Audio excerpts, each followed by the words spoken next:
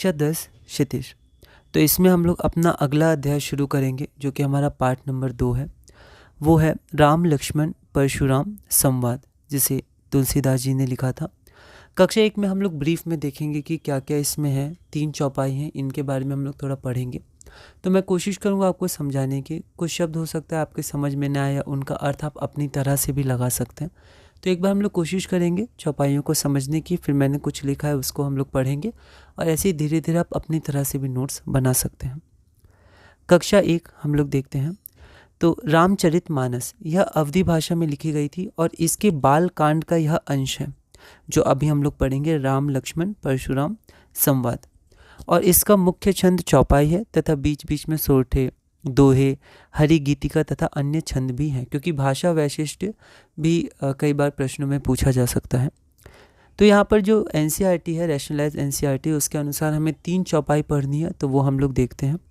इसमें प्रसंग क्या है कि यहाँ पर सीता जी का जो स्वयंवर था तो उसमें राम द्वारा शिव धनुष भंग करने के बाद, ठीक है, तो श्री राम ने जब शिव धनुष को तोड़ा था तो उसके बाद मुनि परशुराम वहाँ आए। जब उन्हें यह समाचार मिला, वो क्रोधित होकर वहाँ आते हैं। फिर वहाँ पर संवाद होता है।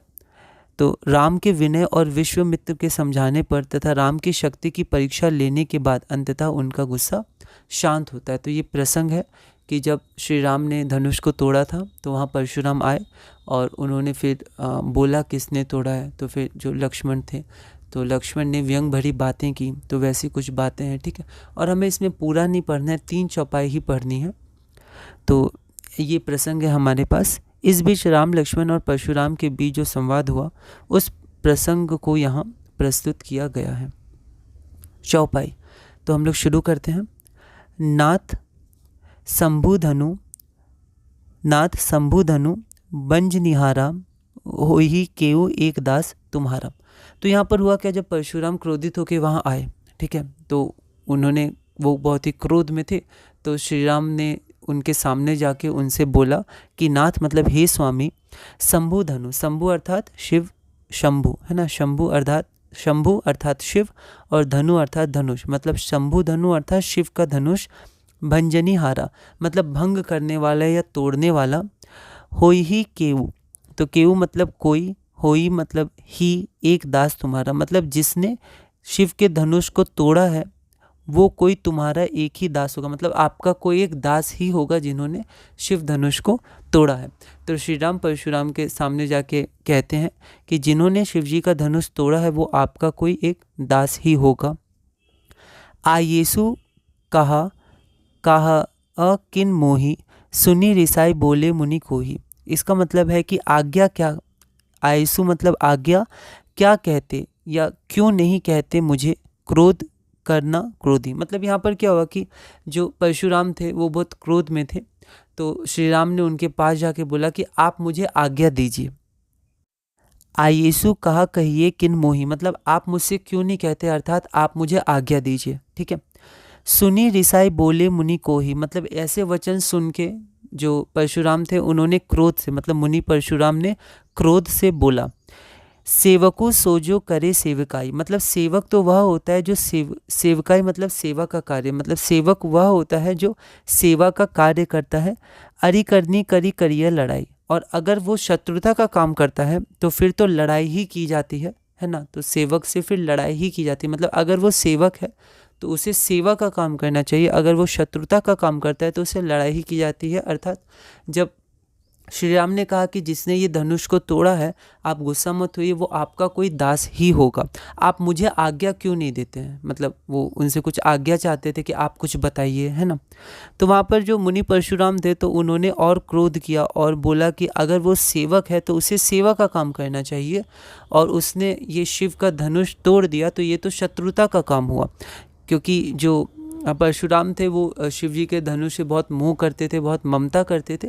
तो जब उन्हें पता चला कि शिव जी का धनुष तोड़ दिया है किसी ने तो उन्हें बहुत ही गुस्सा आया। तो उन्होंने कहा कि ये जो काम हुआ है, ये जो कार्य हुआ है तो शत्रुता का काम है ना, तो उसे मैं कैसे दास मान सकता हूँ, वो तो एक शत्रु की तरह शिव जी का धनुष तोड़ दिया है, तो वो तो लड़ाई वाले काम कर रहा है। सुनहु राम जेहि शिव धनु तोरा, सहस बाहु समझो रिपु मोरा। मतलब सुनहु राम, मतलब मुनि परशुराम कहते हैं कि हे राम सुनो, जेही अर्थात जिसने शिव धनुष को तोड़ा है, सहस बाहु तो सहस्त्र बाहु, ठीक है। तो यहाँ पर सहस्त्र बाहु और परशुराम, इनकी कहानी का छोटा सा अंश NCERT में पीछे दिया हुआ है। तो परशुराम ने उन्होंने सहस्त्र बाहु को मार दिया था अपने फरसे से, है ना, परशु से मार दिया था।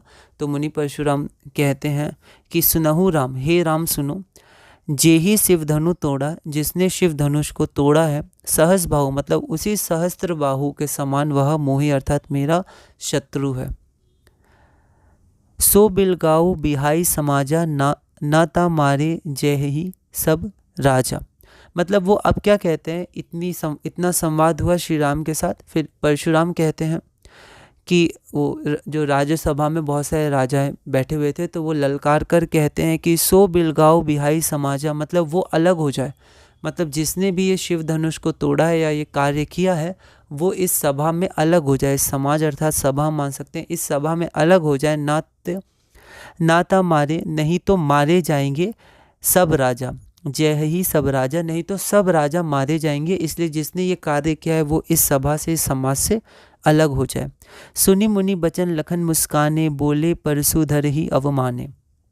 तो ये वचन सुनकर जो लक्ष्मण वहाँ पर थे, तो लक्ष्मण कहते हैं, तो लक्ष्मण सबसे पहले लक्ष्मण जी तो मुस्काने लगते हैं, ठीक है। तो उन्होंने फिर वो कहते हैं मुनि परशुराम से, बोले परशुधर ही अवमाने, मतलब अपमान करते हुए उनका बोलते हैं, मतलब व्यंग भरी बातें वो बोलते हैं। बहु धनु ही तोड़ी लड़िकाई, कबहु न असी रिस कीन्ही गोसाई। तो लक्ष्मण कहते हैं कि हे स्वामी, हे परशुराम, बहुत सारे धनुष बचपन में तोड़े हैं, लेकिन कभी भी किसी ने ऐसा क्रोध नहीं किया जैसा आप कर रहे हैं। ये ही धनु पर ममता के ही हेतु, सुनी रिसाई कह भृगुकुल केतु। मतलब इस धनुष से आपकी क्या ममता है जो आप इतना गुस्सा कर रहे हैं। बचपन में तो बहुत सारे धनुष तोड़े हैं, लक्ष्मण कहते हैं, पर कभी भी किसी ने ऐसा गुस्सा नहीं किया, तो इस धनुष से आपकी क्या ममता है। ये जो सुनकर, मतलब इस वचन को सुनकर जो परशुराम थे वो पहले से ही बहुत क्रोधित थे, तो वो और गुस्सा से वो कहते हैं भृगु कुल केतु, मतलब भृगु कुल की पताका अर्थात परशुराम। तो परशुराम के लिए भृगु कुल केतु कहा गया है, तो इससे और गुस्सा हो जाते हैं इस वचन को सुन के परशुराम। तो यहाँ दोहा हम लोग देखते हैं, ये ही धनु पर ममता के ही हेतु, सुनी रिसाई का भृगुकुल केतु। दोहा देखते हैं, रे नृप बालक काल बस बोलत तो ही ना संभार, धनु ही सम त्रिपुरारी धनु विदित सकल संसार।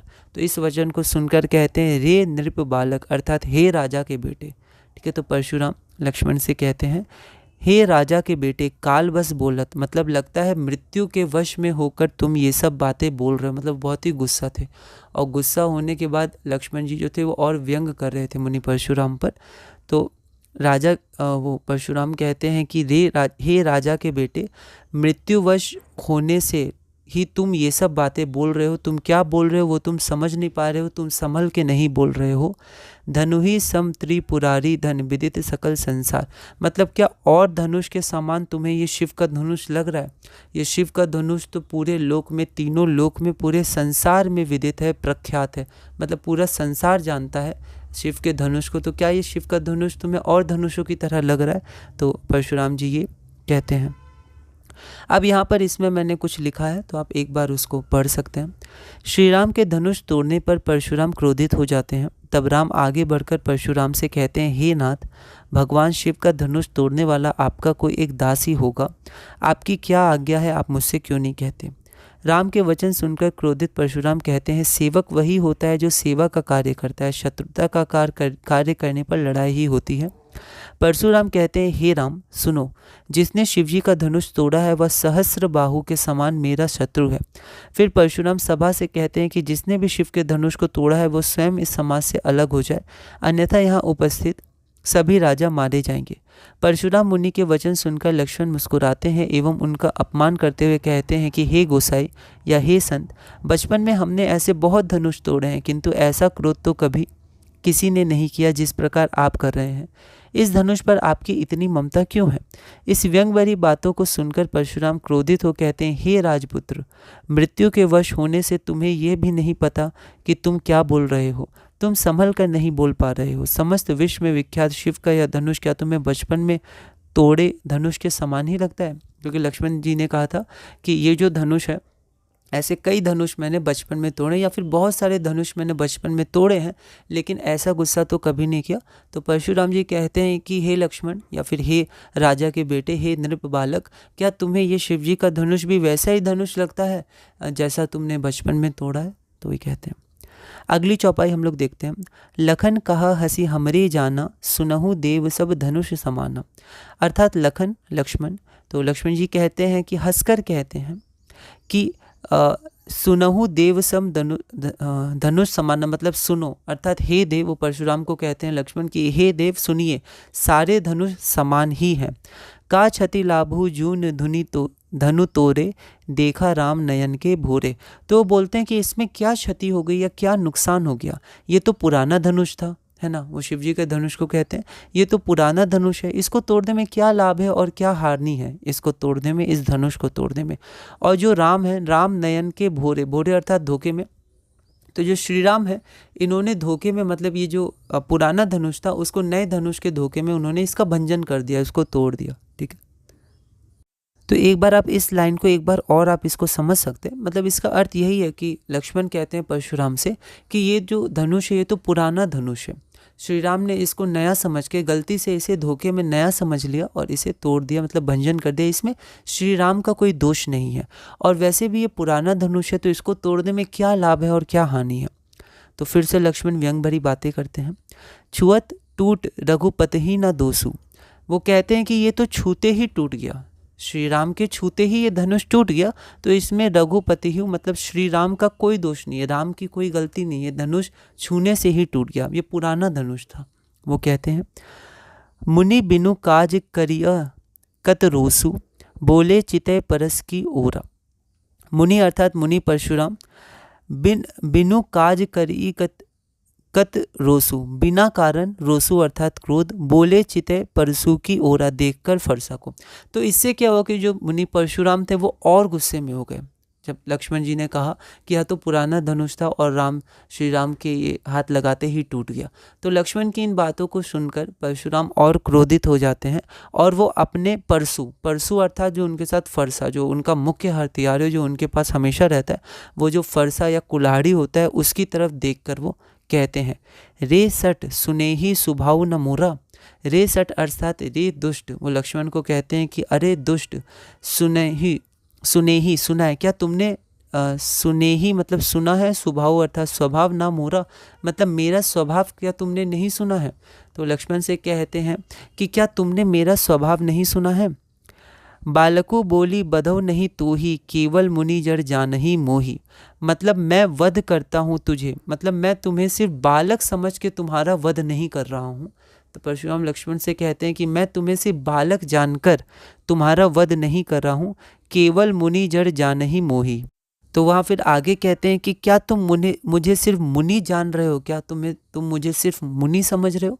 तो जब लक्ष्मण ने ये बातें करी तो जो परशुराम थे वो और क्रोधित हो गए, और उनका जो मुख्य हथियार कुल्हाड़ी उनके पास रहती है, तो उन्होंने कुल्हाड़ी की तरफ देखकर बोला कि हे बालक, मतलब लक्ष्मण को बोला कि बालक, मैं तुम्हें सिर्फ बालक समझकर वध नहीं कर रहा हूँ। मतलब वहाँ पर उन्होंने बोला कि मैं तुम्हें सिर्फ बालक समझकर तुम्हारा वध नहीं कर रहा हूँ, और क्या तुम मुझे सिर्फ मुनि जान रहे हो? तो परशुराम कहते हैं क्या तुम मुझे सिर्फ मुनि समझ रहे हो? फिर वो अपने बारे में आगे की पंक्तियों में बताते हैं।